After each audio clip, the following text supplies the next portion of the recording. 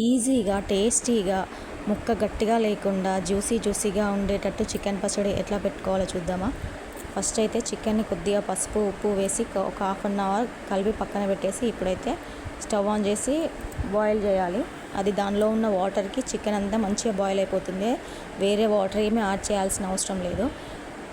పచ్చళ్ళలోకి కావాల్సిన మసాలా కోసం కొద్దిగా ధనియాలు, లవంగం, చెక్క, ఇలాచి, బిర్యానీ ఆకు, కొద్దిగా మెంతులు, జీలకర్ర కూడా వేసి కొంచెం డ్రై రోస్ట్ చేసుకోవాలి. అప్పటికప్పుడు ఫ్రెష్గా నూనె వేసుకుంటేనే పచ్చడి టేస్టీగా ఉంటుంది. చూస్తున్నారా చికెన్లోంచి వాటర్ ఎట్లా వస్తున్నాయో. ఈ వాటర్తోనే చికెన్ అంతా బాయిల్ అయిపోతుంది. బట్ కొంచెం టైం అయితే పడుతుంది.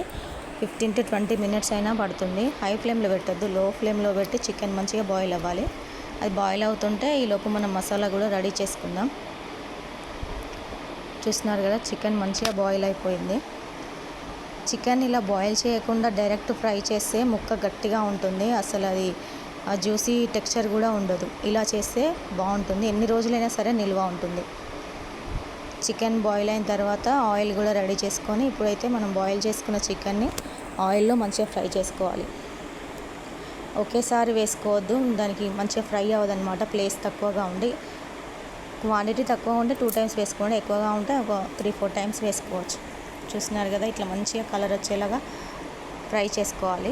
నేనైతే 2 times ఫ్రై చేసుకున్నాను. ఇప్పుడైతే ఫ్రెష్గా నూరుకున్న అల్లం ఎల్లిగడ్డ పేస్ట్ కూడా వేసుకోవాలి. అల్లం ఎల్లిగడ్డ పేస్ట్ కొద్దిగా అయితే ఎక్కువనే పడుతుంది, నాన్ వెజ్ కదా.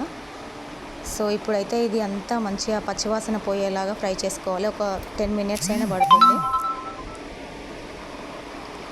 అదంతా కలర్ చేంజ్ అవుతుంది. చాలా అంటే చాలా బాగుంటుంది. పిల్లలైనా పెద్దవాళ్ళైనా హ్యాపీగా తినేయచ్చు. ఇప్పుడు దీంట్లో కావాల్సిన ఉప్పు, కారము వేసుకొని మనం నూరి పెట్టుకున్న మసాలా కూడా వేసుకొని బాగా కలుపుకోవాలి. మరీ ఎక్కువసేపు ఉంచుకోవద్దు, ఒక 5 minutes అట్లా ఉంచుకుంటే సరిపోతుంది, లేదంటే బ్లాక్ అయిపోతుంది. కొంచెమే కాబట్టి దీనికి కొలతలు అవన్నీ అయితే అవసరం లేదు. మనం నార్మల్గా చికెన్ కర్రీలో ఎట్లా వేసుకుంటామో అట్లా అందాజగా వేసుకోవచ్చు. తర్వాత టేస్ట్ చూసి ఉప్పు, కారం ఏదన్నా అడ్జస్ట్ చేసుకోవచ్చు. ఇదైతే కంప్లీట్గా చల్లారిన తర్వాతే నిమ్మరసం అయితే పిండుకోవాలి. వేడిపైన పిండుకుంటే అంత చేదు వచ్చేస్తుంది. నేనైతే ఒక 2 నిమ్మకాయలు పిండుకున్నాను. వీడియో నచ్చితే సబ్స్క్రైబ్ చేసుకోండి.